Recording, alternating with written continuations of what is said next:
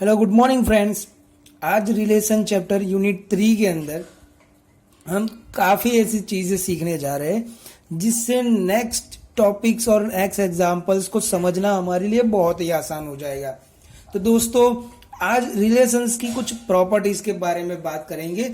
उसके number properties के कुछ 5 या 6 प्रकार की प्रॉपर्टीज है जिसके बारीकी से उसके बारे में बात भी करेंगे और उसके एग्जाम्पल्स को हम साथ में कवर अप भी करेंगे। तो दोस्तों, पहला है रिफ्लेक्सिव रिलेशंस। यहां पर दोस्तों उसके नाम के साथ हम जनरल यूज भी जानेंगे कि रिफ्लेक्सिव रिलेशन, रिफ्लेक्सिव यानी क्या, हम अपनी ही इमेज कहीं पर रिफ्लेक्ट करते हैं, that means it's a reflexive.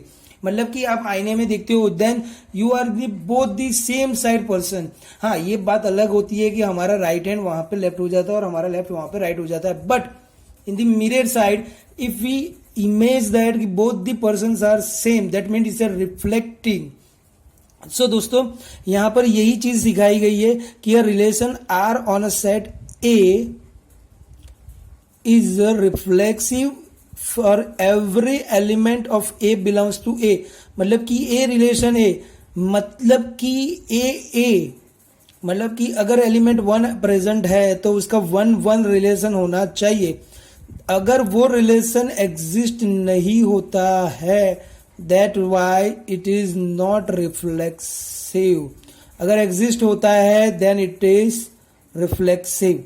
Okay दोस्तों, तो मतलब कि आपको एग्जांपल के थ्रू समझाते हैं कि if element A have set A have 2 element A B and the relation is A B and B B. मतलब कि यहाँ पर 2 एलिमेंट है ए और बी और दोनों के रिफ्लेक्शंस हमें यहाँ पे मौजूदा दिख रहे हैं ए एंड बी बी। भले ही ए बी प्रेजेंट है, हमें उसका काम नहीं है, बट ए और ए बी दोनों प्रेजेंट है। So then R is a reflexive. अब इसी चीज में A have element 1 and 2 and the relation is 1-1-1-2। मतलब कि यहां पर 2 एलिमेंट्स के 2 रिलेशन मिले हैं 1-1 और 1-2, but in the reflection condition is अगर 1-1 है तो 2-2 भी होना चाहिए। तो R इज नॉट रिफ्लेक्सिव। दोस्तों, आपको देखने को मिलेगा कि R is not reflexive since 2-2 is does not belongs to R। मतलब कि आपको यहां पे पता चल गया होगा कि अगर 2 एलिमेंट प्रेजेंट है तो दोनों एलिमेंट्स के 2 सेट बनेंगे, वो सेट के अंदर दोनों के दोनों सेम नंबर्स होने चाहिए। अब डायग्राफ से देखते हैं, देखिए कि digraph of let A B, A B and B B. तो मतलब कि ए देखिए, ये दिख रहा है, ये बी दिख रहा है और ये ए बी दिख रहा है। मतलब कि यहां पर हमने आपको डायग्राफ भी दिखाया है और आपके लिए यहां पर एग्जाम्पल्स भी शो किए हुए हैं। नाउ ई रिफ्लेक्सिव। दोस्तों, आप लोगों को सबको पता ही होता है कि अगर आगे ई लिखा जाता है या अन लिखा जाता है, मतलब कि अगर वो चीज हो रही है तो वो रिफ्लेक्सिव है और अगर वो नहीं हो रही है तो वो ई रिफ्लेक्सिव हो जाएगी।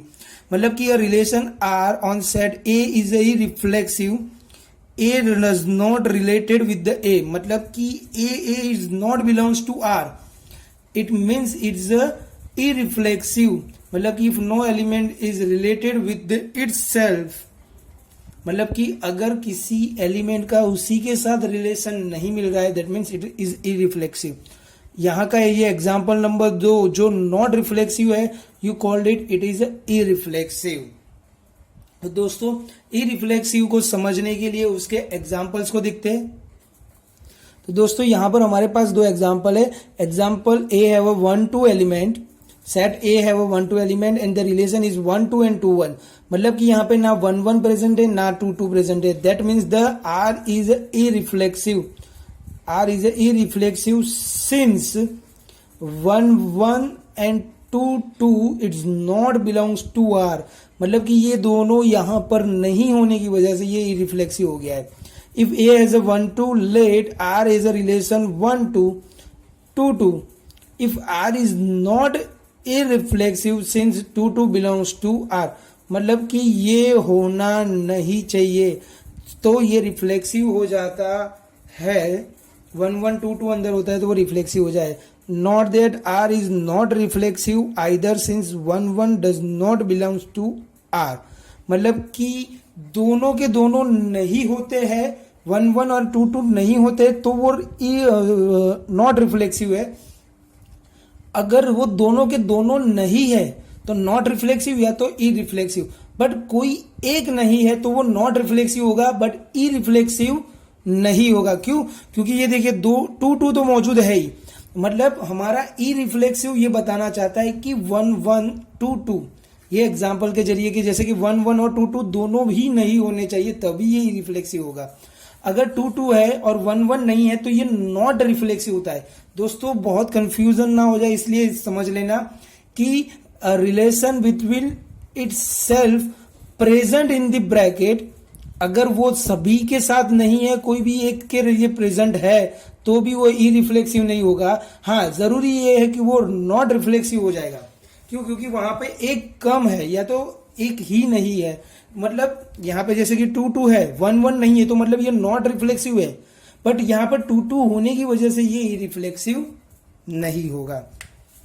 सिमेट्रिक रिलेशंस के बारे में बात करते हैं तो symmetric relation says that a relation R on a set A is a symmetric if whenever A relation B then B relation A follows that R is not symmetric if we have some A and B belongs to A with A relation B but B does not related A। मतलब कि 2 1 और 1 2 ये relation हुआ, समझ में आ रहा है? जैसे कि यहां पर ये देखिए 2 1 और 1 2 ये रिलेशन हो गया, ये दोनों प्रेजेंट है, मतलब ये हो गया सिमेट्रिक। अब जैसे कि ये एग्जांपल देखिए, एग्जांपल नंबर 2 1 2 है पर 2 1 नहीं है। 2 1 नहीं होने की वजह से ये क्या हो जाएगा? Not symmetric. दोस्तों इसके लाइव एग्जांपल्स देखते हैं कि let A set of a people and let A is related with B if A is the friend of B. मतलब कि दोस्तों हम देख सकते हैं कि अगर in the general common life अगर कोई एक दूसरे का दोस्त है, मतलब कि दूसरा भी पहले का दोस्त होगा, then obviously B is related to A, hence the relation of being friend is a symmetric relation.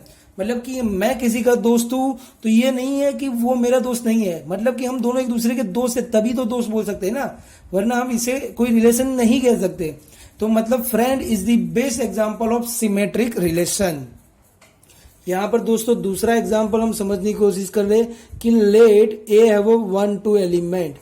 Okay, so 1 2 in the set A have a element और यहां पर R have a relation 1 1 and 2 2। This is an example of symmetric relation which is also reflexive. मतलब कि 1 1 and 2 2, देखिए कि 1 1 and 2 2 दोनों को अगर उल्टा भी करते हैं तो 1 1 ही और 2 2 ही होगा। मतलब कि ये एक ऐसा स्टैंडर्ड और यूनिक एग्जांपल है जो रिफ्लेक्सिव भी है और सिमेट्रिक भी है। मतलब कि reflexive exam is also symmetric but the symmetric example is not necessary to reflexive, क्योंकि 1 2 और 2 1 जैसे कि आपने आगे ही देखा कि 1 2 और 2 1 it is a symmetric but not reflexive. But ये रिफ्लेक्सिव है तो सिमेट्रिक भी हो सकता है, बट सिमेट्रिक है ये जरूरी नहीं कि रिफ्लेक्सिव हो। Okay, example number 3 1 2 3 4 then R have a relation 1 2 2 2 3 4 and 4 1. So R is not symmetric because of 1 2 is present but 2 1 is not present. 2 2 वो हो गया, 3 4 4 1 यानी कि यहाँ पर 3 4 का भी सिमेट्रिक होगा 4 3 और 4 1 का सिमेट्रिक होगा 1 4, यानी कि यहाँ पे वो बहुत सारे एलिमेंट्स है जो नहीं रिलेशन में दिखे हैं। So that's why it is not a symmetric relation. दोस्तों symmetric relation also in applicable for the matrices. तो मैट्राइजेस में ये देखते हैं कि corresponding to a symmetric relation is a symmetric matrix. The matrix of MR as a relation statistics property that it is a 1 then Mij equal to 1 more ever Mij is equal to 0। मतलब कि अगर Mi I आ रहा है, मतलब कि Mij जिसमें I और J दोनों को अगर उल्टा भी कर दूं IJ और JI ये दोनों सिचुएशन में बदल देता हूं, यानी कि M12 और M21 दोनों जगह पे 1 1 हो रहा है तो that's called it is a symmetric.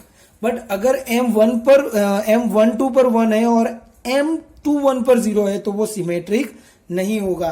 आप लोगों ने मैट्रिसेस में देखा होगा, उसको गुजराती में बोलते हैं समगुणोत्तर श्रेणी, यस समगुणोत्तर श्रेणी, जिसमें ये होता है कि मुझे मैट्रिसेस के सभी एलिमेंट्स को पहले जो मैट्रिक्स दिया है उसी जगह पे रखना है, फिर उसको ट्रांसफर करना है, मतलब कि वो मैट्रिक्स के रोज जो हो जाएंगे वो सब कॉलम हो जाएंगे, और फिर वो जो मैट्रिक्स पहला ओरिजिनल था और दूसरा जो नया जनरेट हुआ वो सेम हो रहे, that means it is called symmetric matrix. तो यहां पर हमने एंट्री के जरिए दिखा है कि Mij is 1, if it's Mji is also 1 then it is symmetric, otherwise it is not symmetric. Then diagram of symmetric relation, we consider the diagram of symmetric relation in more detail. The diagram of a symmetric relation have a properties with these and age. तो दोस्तों यहाँ पर अब उसके थोड़े digraph देखेंगे जिससे आपको आइडिया मिलेगा कि वो कैसे इन दी सिमेट्रिक वो बिहेव कर रहा है। दोस्तों उसको समझने के पहले यहाँ पर थोड़ा हमें थियोरिकल समझना जरूरी है। From vertex I to J there is an equal edge vertex from J to I, मतलब कि जो एक एरो हमारा I से J जा रहा है वही दूसरा एरो J से I भी आना जरूरी है। If it is connected in the both direction, because of this is a possible and quite useful a give a different। देखिए दोस्तों यहाँ पर both direction ये शब्द को थोड़ा हाईलाइट किया जा रहा है। So because of this is possible and quite useful to give a different representation of symmetric relation. We keep the vertices as they appear in the diagram. मतलब कि यहाँ पर आपका एक एरो जहां से निकल रहा है वहां से दूसरा एरो जहां पर खत्म हो रहा है वहां से वापस शुरू होके जहां से निकला था वहां पे जाना चाहिए। वो एक फिगर में आपको अभी दिखाऊंगा, वहां पे आपको पता चल जाएगा। If two vertices A and B are connected by edges, मतलब कि A B से कनेक्ट हो रहा है और B वापिस से A से कनेक्ट हो रहा है, each direction we replace this two edges with the one undirected edge और अ टू वे स्ट्रीट, मतलब कि A से B में एक स्ट्रीट दिखा रहा हूं और बाद में दूसरी स्ट्रीट B से A दिखा रहा हूं। This is called the connection and this is called a graph. Okay दोस्तों, it is a symmetric relation. यहां पर आप फिगर देखोगे तो आपको फिगर से पता चल ही जाएगा। ओके सो यहां पर एक ABCDE करके एक एलिमेंट सेट दिया हुआ है, उसका रिलेशन हमें आइडेंटिफाई करके दिया हुआ है। AB BA AC CA BC CB BE EB ED DE CD DC। दोस्तों यहाँ पे आप देख रहे होंगे कि A B है फिर B A है, मतलब कि एक A से स्टार्ट हो रहा है B खत्म हो रहा है, फिर B से स्टार्ट हो रहा है A पे खत्म हो रहा है। तो यहाँ पर ऐसे सभी रिलेशंस दिए गए हैं और उसकी हमने फिगर ड्रॉ आउट की हुई है, तो फिगर से आपको खुद पता चल जाएगा। देखिए फिगर नंबर 1 जिसमें आप देख सकते हैं कि A से स्टार्ट हो रहा है B पे खत्म हो रहा है, फिर B से स्टार्ट हो रहा है A पे खत्म हो रहा है, A से स्टार्ट हो रहा है C पे खत्म हो रहा है, C से स्टार्ट हो रहा है A पे खत्म हो रहा है, B से C C से B C से D D से C D से E E से D E से B B से E, मतलब कि ये जो दिखाई दे रहा है हमारी फिगर वो है सिमेट्रिक रिलेशन। दोस्तों this is the digraph of the symmetric relation. नीचे की जो फिगर दिखाई गई है वो बाजू में मैंने मेंशन किया हुआ है कि undirected edge between A and B in the graph of a symmetric relation R corresponds to a set AB such that AB belongs to R then BA also belongs to R। ये इसकी बात हो रही है। Sometimes we will also refer that such a set AB as an undirected edge, मतलब कि यहाँ पर कई बार ऐसा जरूरी नहीं कि ये टू वे से दिखाया जाए, कई बार ऐसे डायरेक्टली एक ट्राइंगल टाइप का बना के भी बताया जा सकता है। This is called adjacent vertices, मतलब कि A से C C से B B से A, मतलब कि ये एक एडजेसेंट वर्टाइसेस है जिसके थ्रू भी हम सिमेट्रिक रिलेशंस दिखा सकते हैं। अब दोस्तों सिमेट्रिक रिलेशंस के डायरेक्ट डायग्राफ की भी बात हो चुकी है, अब कनेक्टेड रिलेशंस की बात करते हैं। कनेक्टेड रिलेशंस हम लोगों को पता है कि रिलेशंस को कनेक्ट करना होता है A से B देन B से C then A to C, ऐसे ही कुछ कनेक्शन हमें दिखाने हैं। A symmetric relation R on a set A is called connected if there is a path, it's called connected.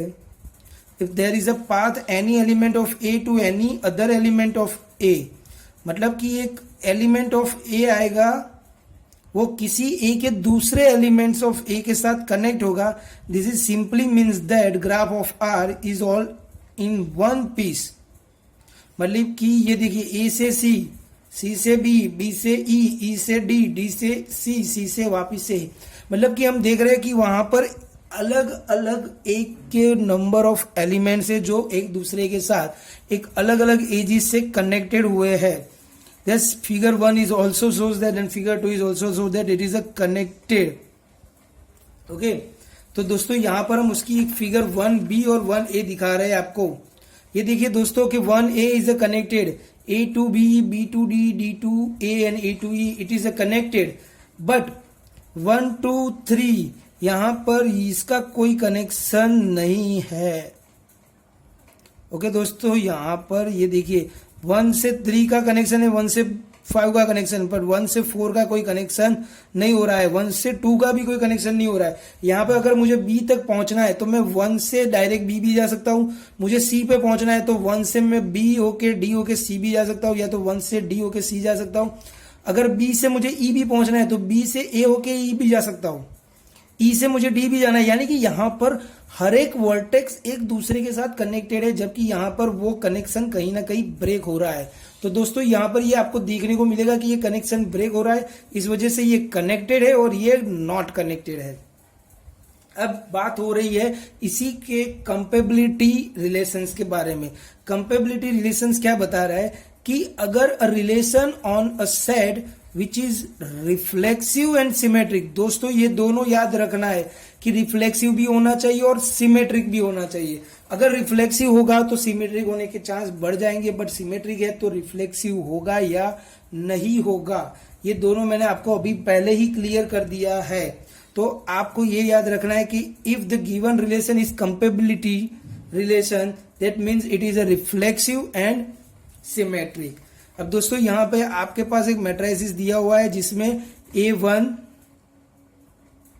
A2, A3 और A4, ये वहां पे एंट्री हो गई। यहाँ पर A1, ये A2, ये A3 और ये A4, ये चारों एंट्री हो चुकी है। तो A11 यहाँ पे A11 का आएगा, तो ये देखिए मैंने यहाँ पे फिगर आउट किया हुआ है। फिर A12 तो A12 जाएगा, फिर कोई रिलेशन नहीं है, मतलब कि A का रिलेशन खत्म हो गया। फिर A21, A2 से A1, A2 से A1 वापस जा रहा है, फिर A22 ये दिख रहा है, फिर A3, A33 ये हो गया A33, फिर A34, A43 and A44। The relation R is both, मतलब कि हमारा A33 यहाँ पर रिफ्लेक्सिव ही हो गया है, और रिफ्लेक्सिव है तो सिमेट्रिक होगा ही, मतलब कि A11, A12, A21, A22, मतलब कि A12, A22, सॉरी A21, फिर A31, सॉरी A34, A43, मतलब कि यहाँ पर सिमेट्रिक भी हो रहा है, रिफ्लेक्सिव भी हो रहा है। तो यहाँ पर आपको देखने को मिलेगा, देखिए A22, फिर A24, A42, मतलब कि यहाँ पर आपका जो एग्जिस्टेंस मिल रहा है ये आपको दिख रहा है कि यहाँ पर हमारे कहीं ना कहीं सिमेट्रिक का भी कंडीशन सेटिस्फाइड हो रहा है और रिफ्लेक्सिव का भी कंडीशन सेटिस्फाइड हो रहा है। सो इसी वजह से हम इसको बता सकते हैं कि it is a compatibility relation. दोस्तों ये हो गया इसके कंपेबिलिटी रिलेशंस के बारे में बात। अब उसके नए टॉपिक्स के बारे में बात करते हैं। Compatibility block. कंपेबिलिटी ब्लॉक यानी क्या होगा? The compatibility block is the subset C of set A such that all AB belongs to C and A relation B। मतलब कि एक C एलिमेंट हमें मिलेगा, जितने भी एलिमेंट्स है C वो सब उसके अंदर बिलोंग करने चाहिए।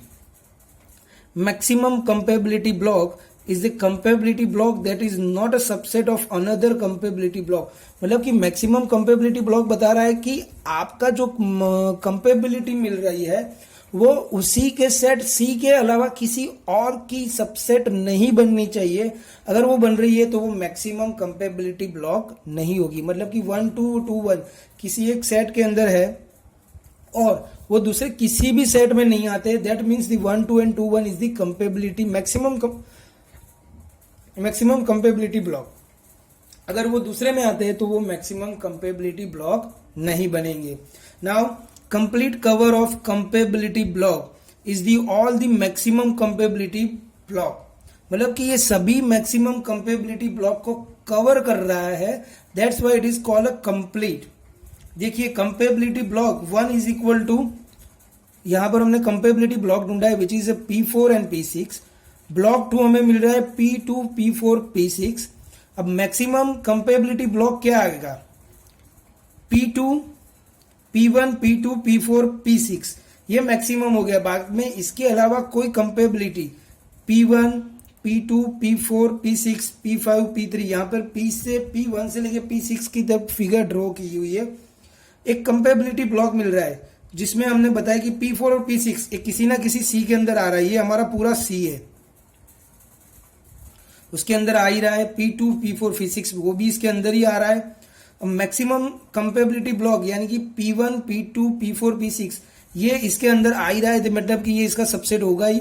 और कंप्लीट का क्या आएगा, it is P1 P2 P4 P6 P2 P4 P6 P4 P6, ये सभी का एक यूनियन करके एक सेट बनेगा, यानी कि वो सबको कवर कर लेता है, सबको कवर कर लेता है। That's why this C is called complete cover of compatibility block. दोस्तों अब उसी के एग्जांपल्स यहां पे आपको समझ में आ चुका होगा। अब सिमेट्रिक की बात खत्म हो चुकी है। यहाँ पर हमारे प्रॉपर्टीज ऑफ रिलेशंस के हमने 3 टॉपिक कवर कर लिए। एक हो गया रिफ्लेक्सिव, देन आफ्टर सेकंड हमने किया सिमेट्रिक, और थर्ड हमने कवर किया है ई रिफ्लेक्सिव। मतलब कि रिफ्लेक्सिव और ई रिफ्लेक्सिव एक दूसरे के ऑपोजिट है, मतलब वो आप लोगों को याद रखना बहुत आसान हो जाएगा। सिमेट्रिक की तरह ही एक नया आ रहा है asymmetric relation. Asymmetric, it's called not asymmetric, it is asymmetric relation. A relation R on set R is a asymmetric if A relation B exist होगा but B relation A नहीं होना चाहिए। सिमेट्रिक में हम बताते थे कि A रिलेशन B होगा और B रिलेशन A होगा तब ये सिमेट्रिक होगा, बट एसिमेट्रिक में ये बता रहे कि A रिलेशन B हो सकता है बट B रिलेशन A नहीं होना चाहिए। It then follows that R is a not asymmetric if they have a sum A and B belongs to A with the both A relation B and B relation A, मतलब कि A relation B और B relation A हो रहा है, मतलब ये symmetric हो जाएगा, एसिमेट्रिक नहीं होगा। लाइक एग्जाम्पल यहाँ पर आपको एसिमेट्रिक का एग्जाम्पल दिया है कि let A is a set which is a real set numbers and R be the relation with the less than, मतलब कि एक रिलेशन ऑफ रियल नंबर्स हम ढूंढ रहे हैं which is the less then relation. अगर कोई 2 नंबर का relation A less than B मिल रहा है तो वो B लेस देन A नहीं ही होगा, क्योंकि अगर A छोटा है B से तो उसी वक्त पर B वो A से छोटा नहीं हो सकता है, means B is not less than A, so less than is asymmetric relation. दोस्तों अब यहां पर हम दूसरा एग्जांपल देखते हैं कि A is equal to 1 2 3 4 and let relation of R, यहां पर कौन सा रिलेशन यूज हुआ है वो उन्होंने मेंशन नहीं किया है, बट रिलेशन का ब्रैकेट दे दिया है which is 1 2 2 2 3 4 4 1। So R is not asymmetric relation because of ये जो 2 2 है उसका हम रिलेशन निकालेंगे तो 2 रिलेशन 2, अगर उसका उल्टा भी करेंगे तो 2 रिलेशन 2 ही होगा, और that's why it is not asymmetric relation. तो दोस्तों समझ में आ गया होगा आपको। Now next is antisymmetric relations. A relation R on set A is antisymmetric relation if whenever A relation B B relation A then A equal to B, मतलब कि अगर ये सिमेट्रिक हो रहा है और उसके बावजूद उसका जो रिलेशन ए और बी के बीच है वो 2 एलिमेंट्स हो या 2 सेट्स हो या 2 नंबर्स हो, वो दोनों भी सेम होने चाहिए। अगर वो सेम नहीं होते तो यहां पे दिखाया हुआ है कि the contrapositive of this definition is that R is antisymmetric if whenever A is not equal to B then A is not relative to A और B is not relative to A, मतलब कि अगर दोनों relative है और equal हो रहे हैं तो वो एंटीसिमेट्रिक होंगे, अगर दोनों नॉट रिलेटिव है और नॉट इक्वल टू हो रहे also it is antisymmetric. But if it is not antisymmetric if we have a and b in a is not equal to b but both the relation have a exist, मतलब कि a relation b होगा और b relation a होगा, but अगर वो दोनों same नहीं हो रहे हैं तो वो एंटी सिमेट्रिक नहीं बनेगा। मतलब कि one relation two, two relation one, तो we can never say that कि one is equal to two, तो वो ये हमारा मैथ गलत हो जाएगा। सो टू रिलेशन टू, तो इसको आप उल्टा भी लिख दो तो टू रिलेशन टू ही होगा, that means two equal to two तो हो ही चुका है। एंड लेस देन और equal to, it is a best example of antisymmetric. A is less than और equal to B, b is less than or equal to a, that implies a equal to b, क्योंकि less than or equal to में हम बता सकते हैं कि 5 is always less than or equal to 5। So anti symmetric की ये बात हो चुकी है। तो दोस्तों यहाँ पर हमने 5 टॉपिक पढ़ लिए, रिफ्लेक्सिव, रिफ्लेक्सिव, सिमेट्रिक, एसिमेट्रिक और एंटी सिमेट्रिक। अब उसी के बेस पर हम एग्जाम्पल देखते हैं। नेक्स्ट वीडियो में मैं आपको इसी के एग्जाम्पल समझाऊंगा। आई होप सो आप लोगों को ये समझ में आया होगा। Thank you so much, have a nice day.